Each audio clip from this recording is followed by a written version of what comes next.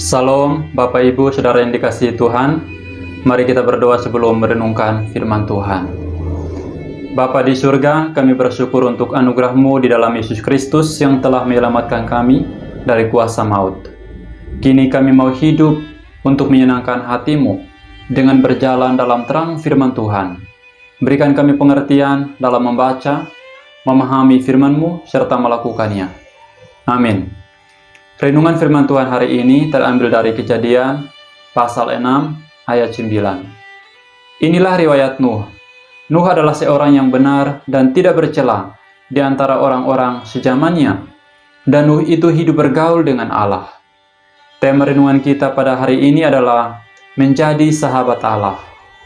Saudara yang dikasihi Tuhan, inilah yang paling diinginkan Tuhan dalam kehidupan kita sebagai orang-orang yang telah menerima anugerah keselamatan di dalam Yesus Kristus. Saat kita percaya dan menerima Yesus dalam hati sebagai Tuhan dan Juru Selamat pribadi. Bila kita berbicara mengenai sahabat, ini tentu lebih mengarah kepada sebuah relasi yang di dalamnya saling menyenangkan, walaupun berada dalam fase kehidupan yang sulit. Allah lebih menginginkan sebuah relasi yang intim dengannya, ketimbang aktivitas yang kita lakukan bagi Dia. Sebab relasi yang intim dengan Allah akan menumbuhkan ketaatan mutlak akan segala kehendak-Nya dan perintah-Nya. Marilah kita belajar dari seorang tokoh Alkitab yang bernama Nuh. Relasi yang intim dengan Allah menjadi ciri khas persahabatannya dengan Allah. Ia adalah seorang yang hidup menyenangkan hati Allah atau membuat Allah tersenyum melihat kehidupannya. Mengapa tidak? Alkitab memberikan keterangan yang jelas bahwa Nuh adalah orang yang benar dan tidak bercela, walaupun ia hidup di zaman yang jahat di mata Tuhan. Ibarat ikan laut tinggal di air asin, namun tidak terpengaruh sedikit pun oleh habitatnya, sehingga kalau diolah untuk dikonsumsi mesti menambah garam, jika tidak akan tetap tawar. Inilah yang membuat Allah tertarik dengan kehidupan Nuh. Nuh hidup berbeda dengan manusia pada zamannya yang memiliki kerusakan moral dan rohani di mata Tuhan.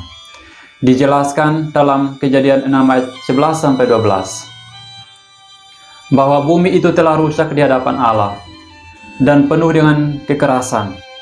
Allah menilik bumi itu dan sungguhlah rusak benar, sebab semua manusia menjalankan hidup yang rusak di bumi.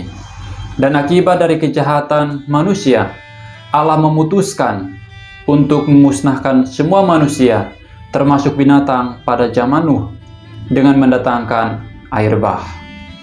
Bapak Ibu Saudara yang dikasihi Tuhan, apa akibatnya bagi orang yang bersahabat dengan Allah?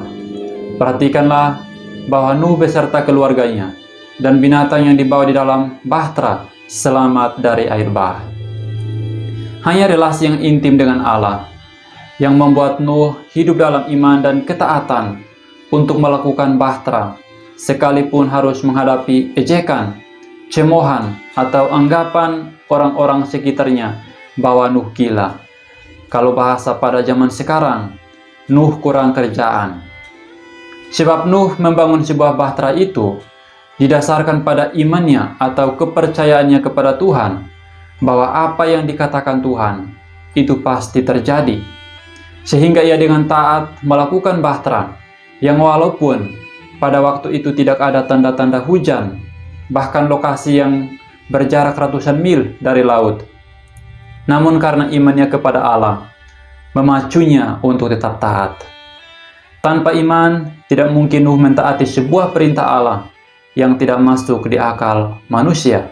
Saudara yang dikasihi Tuhan, mari kita hidup dalam relasi yang intim dengan Allah.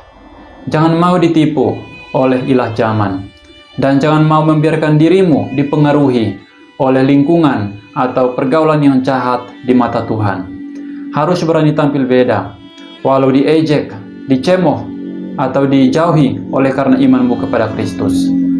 Tuhan tidak pernah menutup mata. Ia memperhatikan dari sorga dan menyediakan yang terbaik bagi setiap anak-anaknya yang hidup dalam relasi yang intim dengannya, yang hidup dalam iman dan ketaatan dalam melakukan segala kehendak-Nya. Allah terus bekerja dalam ketidaktahuan kita untuk menyatakan yang terbaik bagi kita. Mari kita berdoa. Terima kasih ya Tuhan, untuk firman-Mu yang selalu mengingatkan kami, untuk tetap mempercayai-Mu dengan segenap hati, walau berada di masa-masa yang sukar karena pandemi COVID-19.